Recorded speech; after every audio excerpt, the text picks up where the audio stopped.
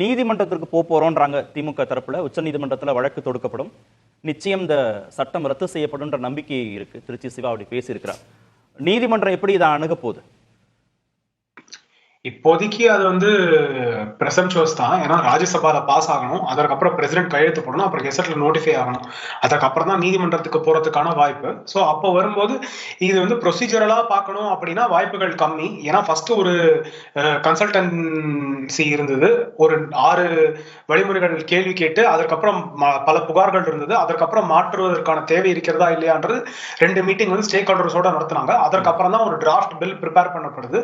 அதற்கப்புறம் அது select committee கிட்ட பிளேஸ் பண்ணப்படுது.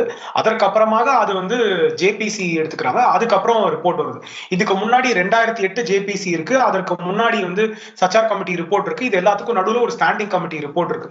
இது எல்லாத்தையும் எடுத்துக்கிட்டு இருக்காங்க. அப்படினால ப்ரொசீஜரலாக வயலேஷன் இல்ல அப்படின்னு 12 மணி நேரத்துக்கு மேல டிபேட் நடந்திருக்கு. ஒரு பாசிச ஆட்சியில டிபேட் நடந்திருக்கு. எல்லாருமே அவர்களோட உரையை சொல்லியிருக்காங்க. நீதிமன்றத்துல கிராஷ் ஆவதற்கான வாய்ப்புகள் இல்லையா? அப்படிதான் புரிஞ்சுக்கணும் இல்லையா? ப்ரொசீஜரலா தவறு அப்படின்னு சொல்ல முடியாதுன்றது ஒன்று. வேற 2 கேள்விகளுக்கு 1 நிமிஷத்துக்குள்ள நான் பதில் சொல்லிடுறேன். ஒண்ணும் இல்ல, என்னன்னா எனக்கு முன்னாடி அண்ணன் தமிழ் பிரசன்னா அவர்கள் சொன்னாங்க கமிஷனருக்கு பவர்ஸ் இருக்கு அப்படின்னு. திமுக ஆட்சியில இப்போ எஸ்ஜிபி ஃபைல் பண்ண affidavit writ petition 0013 of 2022 file பண்ணது. ஹெச்ஆர்என்சி கமிஷனருக்கு பவர்ஸ் கிடையாது, சிவில் கோர்ட்டுக்கு மட்டும் தான் டைட்டில் அட்ஜுடிகேட் பண்றதுக்கான பவர்ஸ் இருக்குன்னு அவங்க அஃபிடவிட் ஃபைல் பண்ணிருக்காங்க. அதற்கு தீர்ப்பு சாதகமாக வந்திருக்கிறது நீதிமன்றத்துல.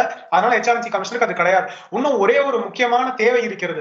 தமிழகத்துல ஒரு நல்ல விஷயம் நடந்திருக்கு. ஒரு வக்ஃப் கமிட்டியில 2 பெண்கள் இருக்கிறாங்க அப்படின்னு நம்ம செலிப்ரேட் பண்ணிட்டே இருக்கோம். அந்த வாய்ப்புகளை நாடு முழுக்க கொடுக்க வேண்டிய தேவை இருக்கிறது. போரா முஸ்லிம்கள், அகா கானிகள் எங்கேயுமே பார்ட்டிசிபேட் பண்ண முடியல. தலித் முஸ்லிம்கள், பாஸ்மந்தா முஸ்லிம்கள் எங்கேயும் பார்ட்டிசிபேட் பண்ண முடியல. விமன் முஸ்லிம்ஸ் மூலமா சாத்தியமா வாய்ப்பு இப்ப நாடு முழுக்க கொடுத்திருக்கோம். சரி, சொல்லட்டும். இதுவே ராமசாமி மையப்ப உங்களோட அறியாமையை காட்டுது. சென்ட்ரல் வக்ஃப் ஆக்ட் தான் வக்ஃப் போர்டுல செல்லும். அப்ப தமிழ்நாடு வக்ஃப் வாரியத்துல 2 பெண் உறுப்பினர்கள் இருக்கிறாங்க எக்ஸிஸ்டிங்லனா, சட்டத்துல அனுமதி இல்லாம சட்டத்துல தடை இருந்தா எப்படி இது சாத்தியம் சொல்லுங்க? அப்போ அப்படி ஒண்ணு இருக்குன்னாலே அதுக்கு தடை இல்லைன்னு அர்த்தம். அப்ப நிர்வாக ரீதியா நடக்க வேண்டிய விஷயத்தை சட்ட திருத்த போட்டியா கொண்டு வரீங்க. இன்னைக்கு நம்ம பாராளுமன்றத்துல விமன் வரதுக்கான தடை கிடையாது. ஆனா நம்ம ஆணாதிக்க காலகட்டத்தில் இன்னைக்குமே வாழ்ந்து கொண்டிருக்கிறோம்ன்றது வருத்தத்தக்க விஷயம். இன்னைக்கும் பெண்களுக்கான அந்த வாய்ப்பு இல்லை. அந்த பெண்களுக்கு வாய்ப்பு கொடுக்க வேண்டும். பிற்படுத்தப்பட்ட இஸ்லாமியர்களுக்கு ஏற்பட வேண்டும், அது வேண்டும் அப்படின்றதான் தேவை.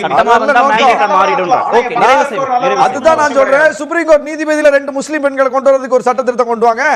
ஹைகோர்ட் நீதிபதியில ஒரு 2 முஸ்லிம் பெண்களை வரதுக்கு கொண்டு வாங்க. எல்லாத்திலையும் கொண்டு வாங்களா? 2 துணைவேந்தர்களை கொண்டு வாங்க.